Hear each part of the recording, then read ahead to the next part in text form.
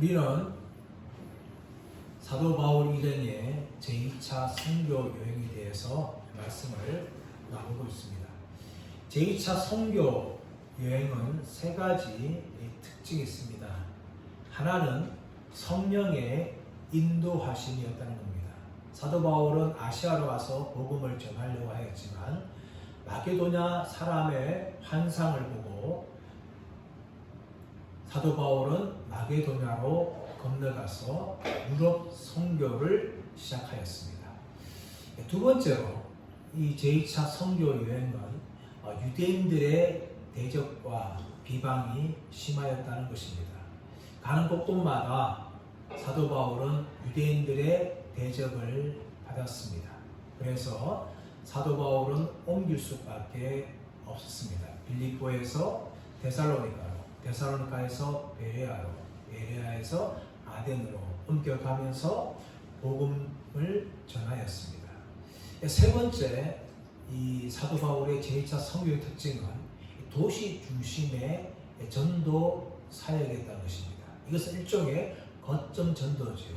한 도시에서 복음을 전하면 그 복음을 받은 사람들이 지역으로 흩어져서 복음을 전하게 하는 거점 전도 형식을 가진 도시 중심의 선교 사역이었습니다.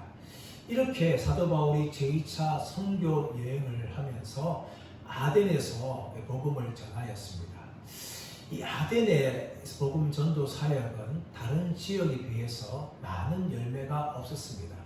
아덴의 철학자들과 사도 바울은 변론하면서 복음을 전가할 때에 그들은 조롱하기도 하고 한편으로는 다시 듣겠다 하면서 다시 오라 라고 말하면서 사도 바울의 복음 전하는 것을 거부하였습니다. 하지만 아레오가고 관원인 디오누시오와 다마리라는 여자와 소수의 사람들이 예수님을 믿게 되었습니다. 이 아덴 전도를 마친 후에 사도 바울은 80km가 떨어진 고린도에 도착하면서 복음을 전가합니다.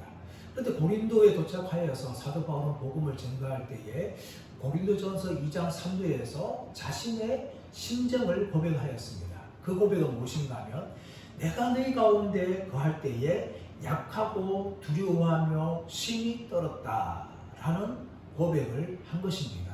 고린도시에서 사도 바울은 복음을 전할 때에 그는 약하여졌고 두려워하였고 심히 떨었다 라고 이 고백할 정도 마음의 동료가 있었습니다. 자, 그렇다면 이 고린도는 어떤 도시였습니까?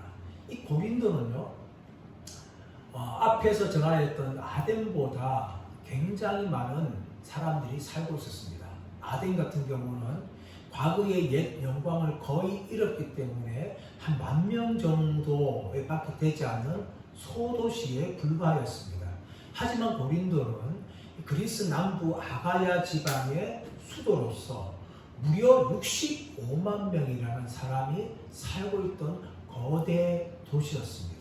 아덴에 비하면 무려 65배가 되는 인구가 살고 있었던 것이었죠. 그런데 이런 고린도는요, 첫 번째 무역의 중심 도시였습니다.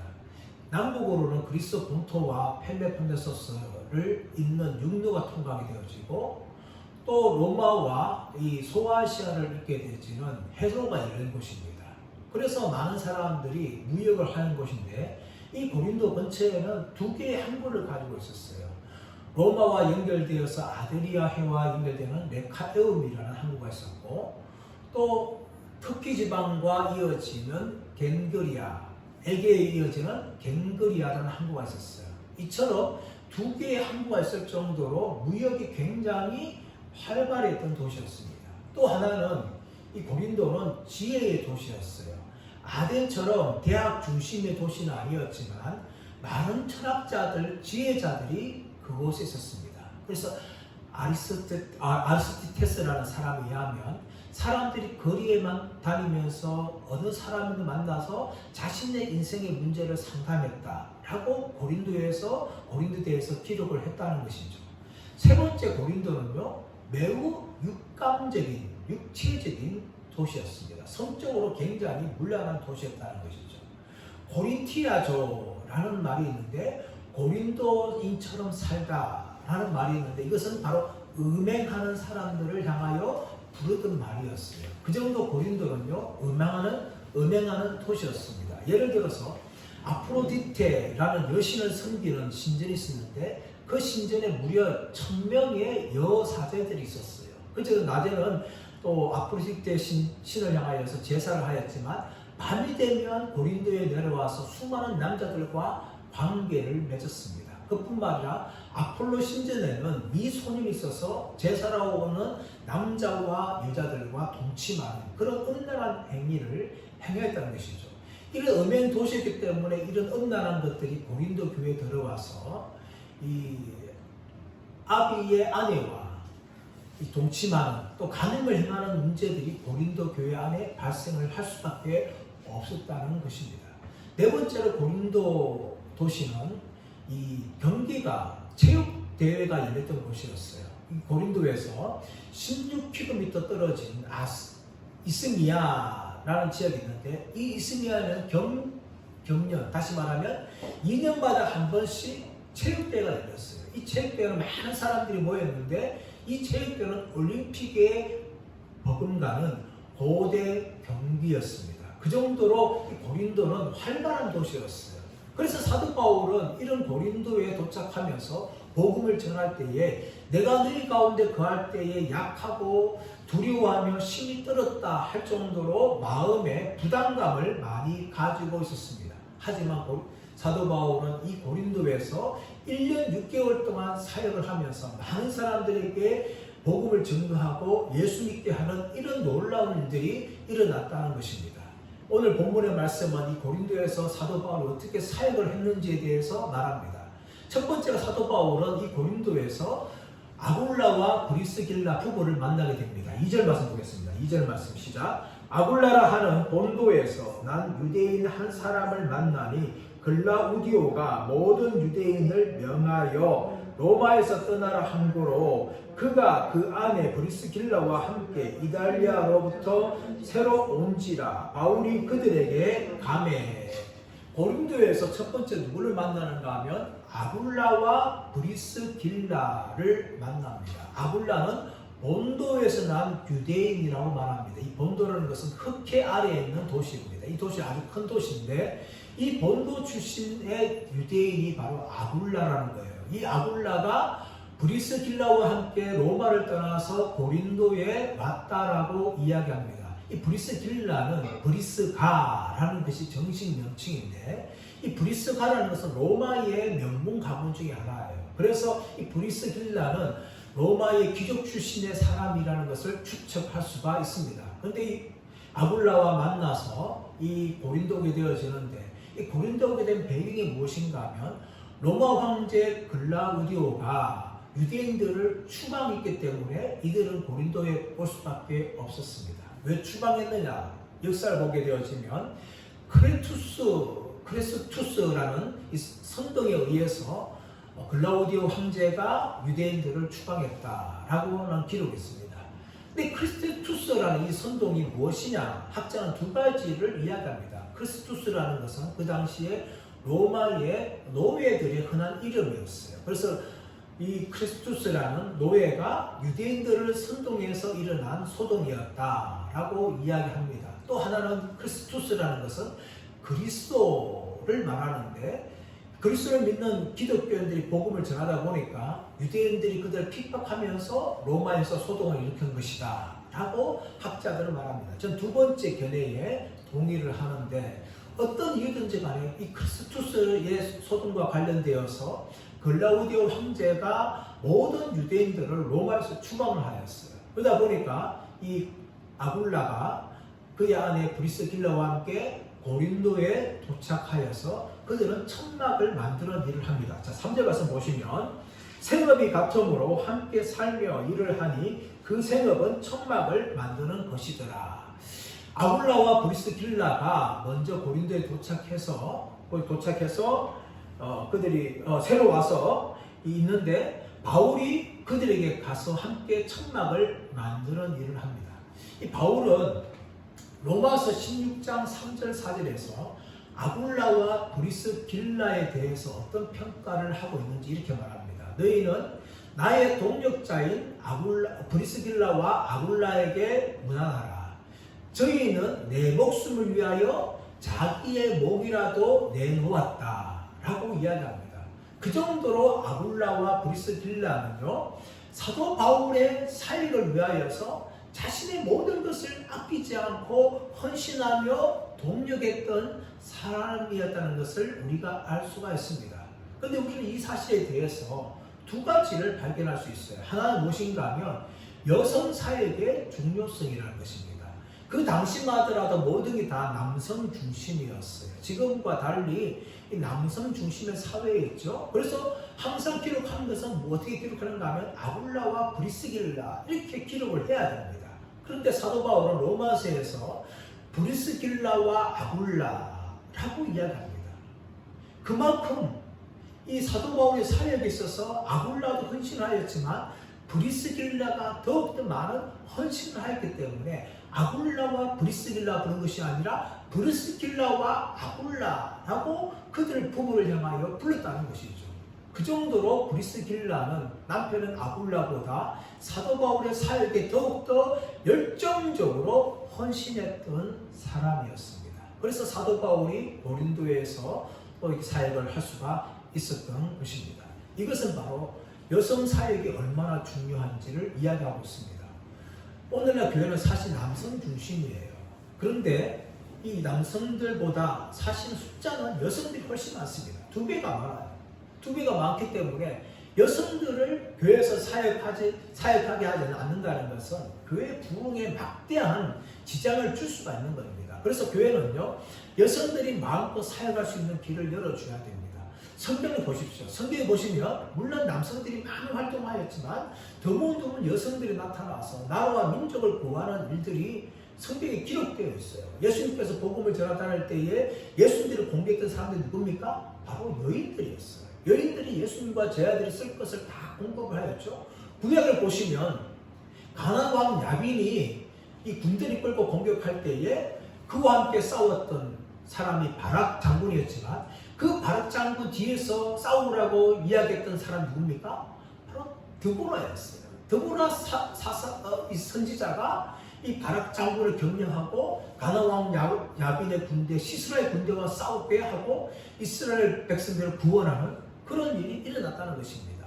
아하수에르 왕 때도 마찬가지 아닙니까? 에스더가 죽으면 죽으리라 라는 이 목숨을 걸고 나가서 민족을 살렸던 적이 있었습니다. 그뿐만 아니라 예수님 이 땅에 오실 때에 천사는 연약하고 어린 소녀였던 마리아에게 나타나서 네가 잉태할 것이다 라고 말합니다. 근데 그 소녀가 놀랐지만은 주의 말씀대로 내게 이루어질지어다 라는 믿음의 고백을 가졌습니다. 그래서 마리아를 통해서 예수님께서 태어나게 된 것입니다. 이처럼 성경에 보시면 많은 남성들의 활동도 있지만 여성들이 얼마나 중요한 역할을 했는지를 보여주고 있는 거예요. 그렇다면 오늘날 교회뿐만 아니라 모든 선교 사역에 있어서도 여성들을 마음껏 사역할 수 있도록 열어주어야 된다는 겁니다. 또 하나는 무엇인가 하면 전문인 사역입니다. 사도 바울이 고린도에서 복음을 전하는 사역을 하면서 그는 생업을 같이 했다는 겁니다. 이 생업이 뭡니까? 천막 만드는 일이에요. 이 천막은요, 단지 천을 만드는 게 아니에요. 이 천막이라는 좀 더 자세히 얘기하면 가죽 텐트를 만드는 겁니다. 그 당시에 로마 군대에 이 가죽 텐트를 만들어서 로마 군대에 보급할 정도로 이 가죽 텐트를 많이 만들었는데 사도 바울도 길리기아 출신이에요. 길리기아 다소 출신. 길리기아 지방의 중심 도시가 다소였는데 이 길리기아 지방은 길리기움이라고 부르는 염소털이 많이 나온 곳이에요. 그 염소털을 통하여서 직물 작업을 했다는 것이죠. 그렇기 때문에 사도 바울도 이 유대인들의 전통에 따라서 어릴 때부터 한 가지 기술을 배웠기 때문에 이 염소털로 직물 작업을 하는 것을 배웠을 것이에요. 그래서 이 고린도에 와서 이 아굴라와 브리스길라 만나고 그들과 함께 텐트 만드는 일을 하면서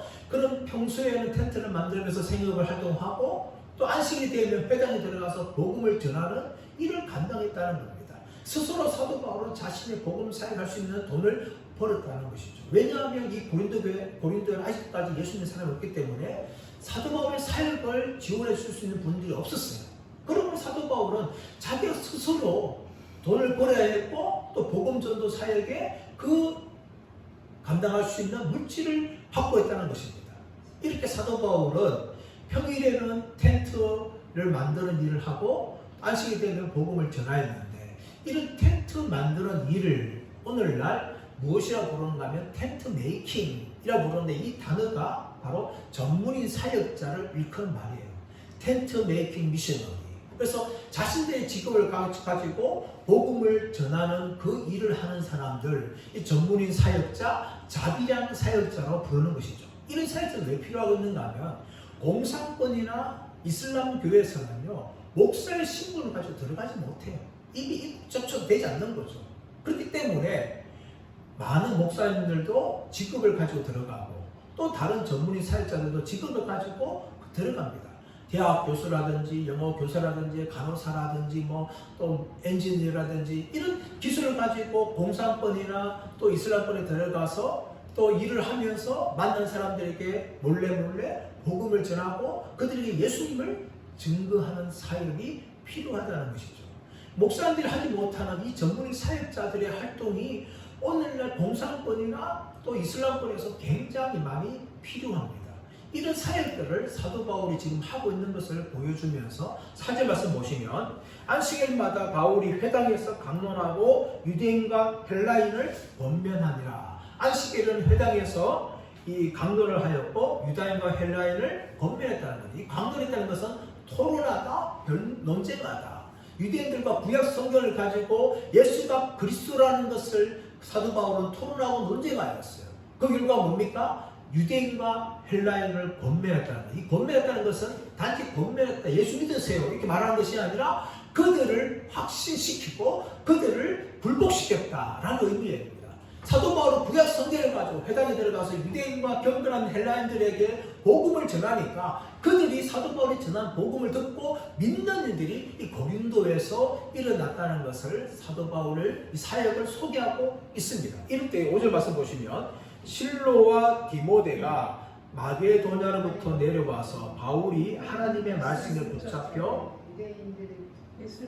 유대인들에게 예수는 그리스도라 밝히 증언하니. 이렇게 사도 바울이 평일에는 이 텐트를 만드는 일을 하고 안식일에는 회당에 들어가서 복음을 증거하는 일을 계속해 나갈 때에 지금 실라와 디모데가 마게도냐로부터 내려와서 라고 이야기합니다. 바울은 베레아를 떠나서 혼자서 아덴에 왔어요. 아덴에 와서 자신을 데려왔던 이 형제들에게 속히 실라와 디모데를 나한테 내려보내라 라는 부탁을 합니다. 그러자 이 부탁을 받은 사람들이 실라와 디모데에게 말해서 실라와 디모데는 아덴으로 합류를 합니다. 그런데 얼마 지나지 않아서 바울은 이 실라와 디모데를 다시금 보냅니다. 실라는 빌립보를 보내고 디모데는 데살로니가 보냅니다. 그들은 빌립보와 데살로니가 가서 연약한 교회들을 세웁니다. 믿음을 굳게 하고 합니다. 그리고 난 후에 다시금 그들이 고린도에 돌아와서 이 사도 바울과 합류를 하게 되어지는데 디모데는 데살로니가의 소식을 가지고 옵니다. 데살로니가 교회가 어려운 가운데도 든든하게 서가고 있다 라고 이야기하면서 한편으로는 이 데살로니가 교회가 예수님의 재림에 대한 어려움을 겪고 있다. 그래서 사도 바울은 디모데의 말을 듣고 데살로니가 전서를 이 고린도에 써서 예수님의 재림에 대해서 그렇게 명확하게 설명을 해주었습니다. 실라는 빌립보 교회 소식을 또 가지고 오면서 빌립보 교회 성도들이 보내주는 헌금을 가지고 와요.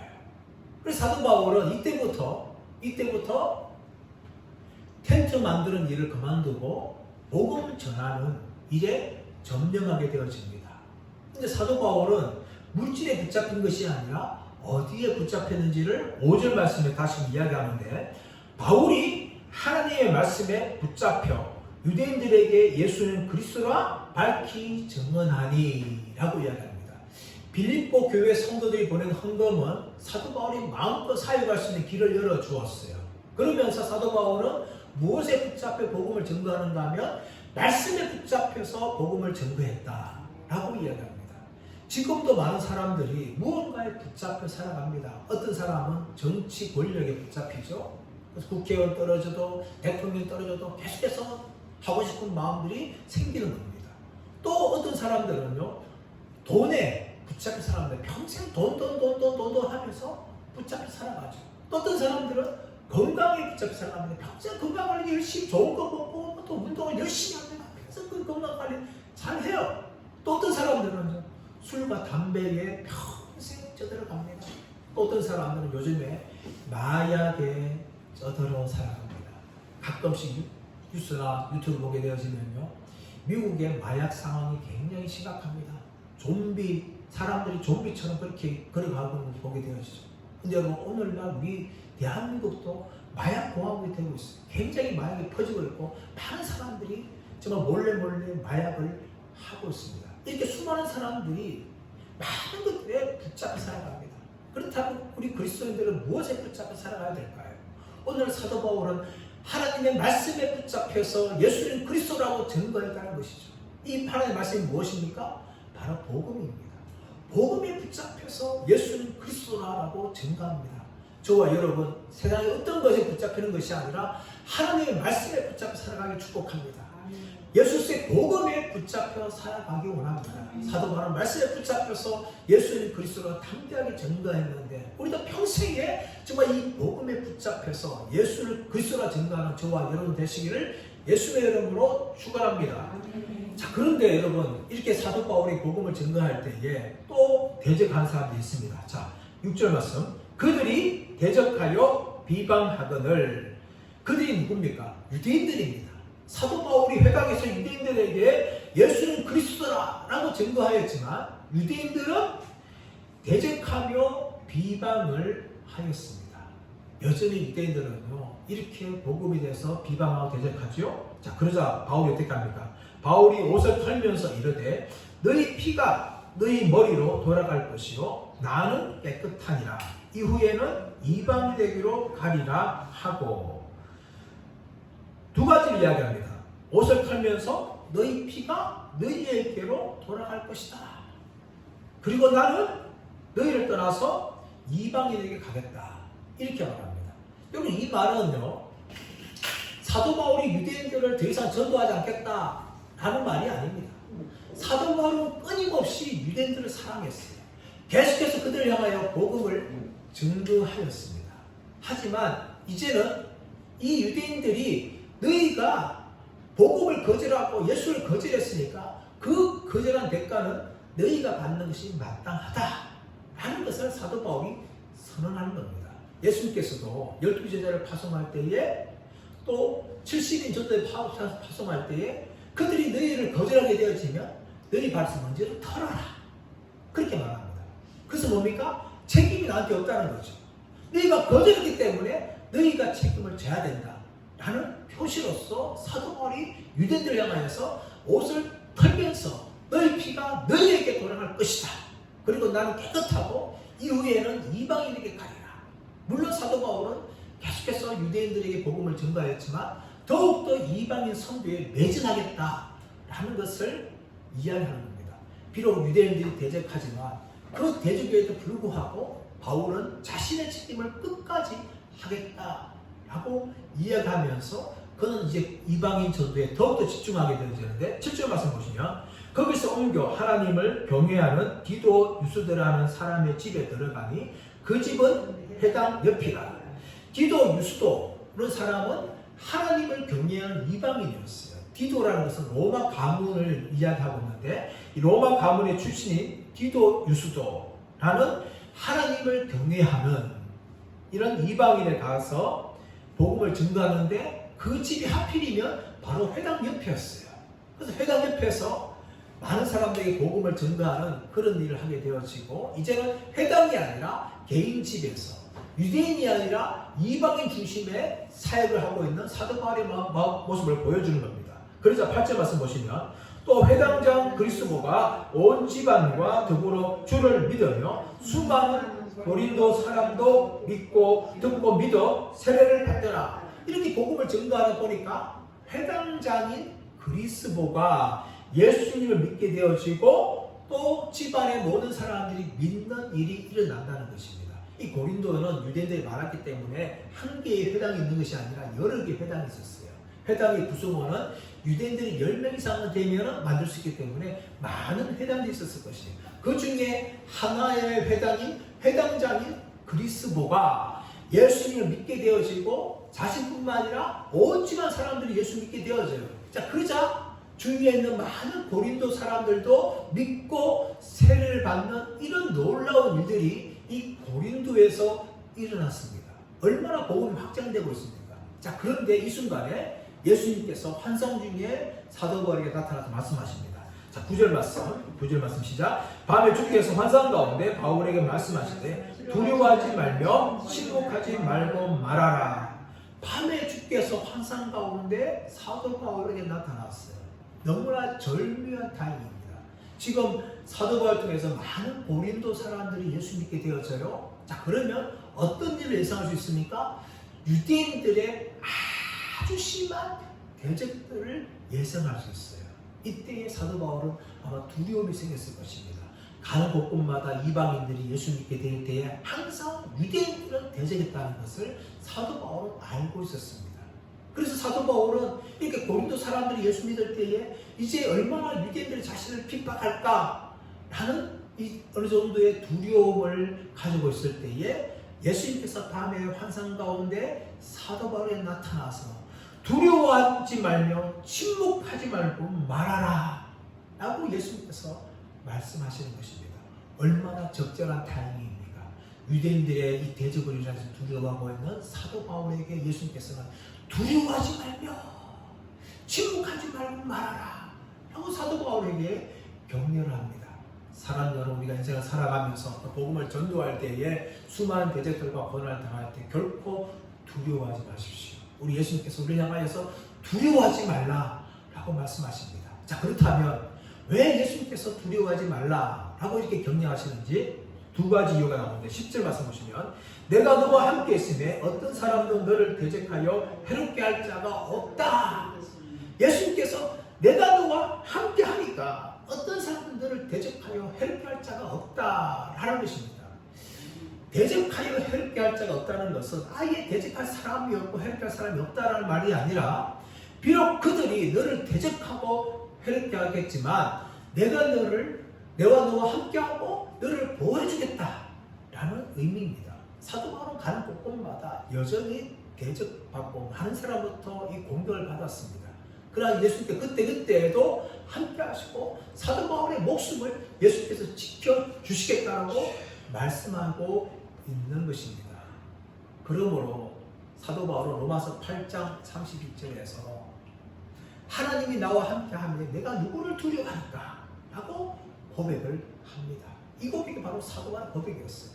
왜 이 고백이 나올 수 있었습니까? 예수님께서 두려워하지 말라. 내가 너와 함께하겠다. 라고 말씀하시기 때문에 사도 바울은 이런 담대한 고백을 할 수가 있었던 것입니다. 두 번째 이유가 나오는데 10절 하반절 말씀 보시면 이는 성중에 내 백성이 많음이라 하시더라. 이는 성중에 내 백성이 많다. 이 말은 무슨 말인가 하면 고린도 안에 앞으로 예수 믿고 구원받을 하나님의 백성들이 있다라는 것을 이야기합니다. 아직까지 지금까지 고린도에서 많은 사역을 하지 않았지만 많은 고린도를 믿었어요. 그러나 그것이 끝이 아니라 더 많은 사람들이 너의 사역을 통해서 예수 믿는 일이 일어날 것이다 라는 것을 예수님께서 말씀하시는 거예요. 그래서 이 성중에 내 백성이 많다, 구원받을 백성이 많다 라는 것을 말씀하시면서 사도 바울에게 두려워하지 말고 침묵하지 말고 계속해서 복음을 증거하라 라고 예수님께서 격려를 합니다. 이런 예수님의 격려를 통하여서 사도 바울은 1년 6개월 동안 사역을 더 하게 되어지는데 11절 말씀 보시면 1년 6개월을 머물며 그들 가운데 하나님의 말씀을 가르치니라. 1년 6개월은 사도 바울이 지금까지 선교 사역한 이런 곳곳의 도시의 이 기간 사역보다 굉장히 긴 사역입니다. 1년 6개월 동안 사도 바울은 고린도에 머물면서 계속해서 하나님의 말씀을 가르침을 통하여 이 고린도 교회가 세워지고 고린도에 많은 사람들이 예수 믿는 이런 놀라운 일이 일어났습니다. 그런데 이렇게 1년 6개월 동안 사도 바울이 사역하게 된 것은 바로 예수님의 이 격려와 또 하나의 경계의 말씀이었습니다. 하지만 12절 이하에서는 사도 바울이 1년 6개월 동안 사역할 수 있는 정치적인 상황까지도 만들어집니다. 자, 12절 말씀 보시면 갈리오가 아가야 총독되었을 때에 유대인이 일제히 일어나 바울을 대적하여 법정으로 데리고 가서 갈리오가 아가야 총독되었을 때에 유대인들이 일제히 일어나 바울을 대적하여서 법정으로 데려갔다라고 12절은 말합니다. 이 갈리오라는 사람은 네로 황제의 선생이었던 세네카의 동생입니다.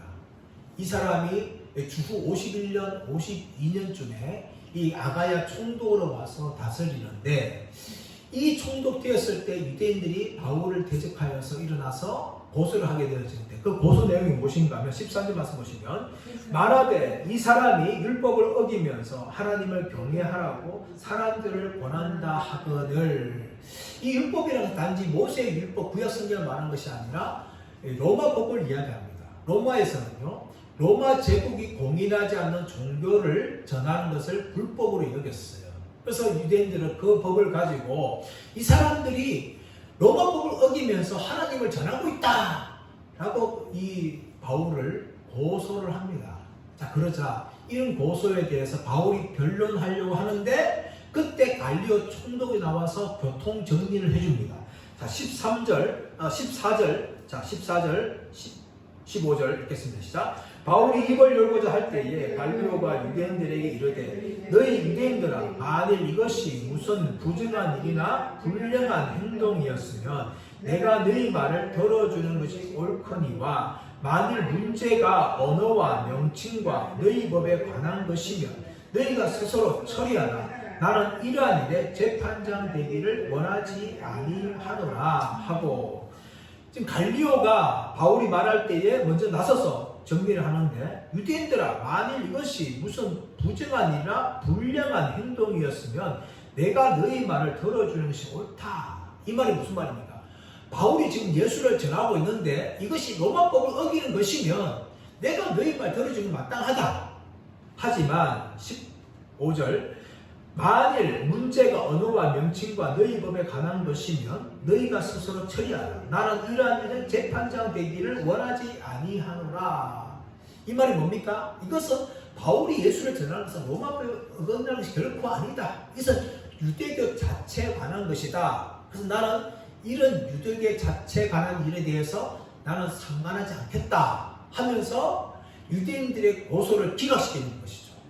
그래서 사도 바울은 마음껏 복음 전하는 일이 열리는데 이 재판이 끝난 후에 16절 말씀 보시면 그들을 법정에서 쫓아내니 재판이 끝난 후에 갈리오가 유대인들을 법정에 쫓아냅니다. 그러자 주위에 있던 헬라인들이 유대인들을 대적하게 되어지는데 17절 말씀 보시면 모든 사람이 회당장 소수대너를 잡아 법정 앞에서 때리되 갈리오가 이 일을 상관하지 아니하니라.